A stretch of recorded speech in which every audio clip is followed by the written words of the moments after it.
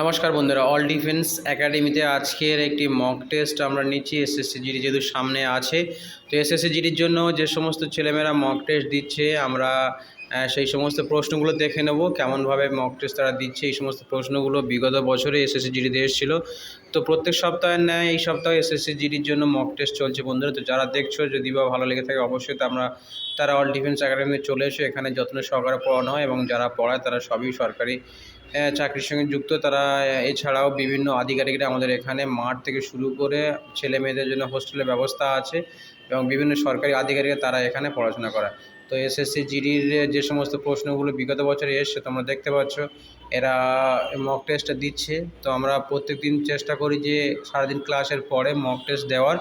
তো যে সমস্ত বন্ধুরা দেখছো তারা অবশ্যই চলে আসতে পারো, কারণ মক টেস্টের ব্যবস্থা রয়েছে বা বিভিন্ন শিক্ষক আলাদা আলাদাভাবে তারা কী করে এখানে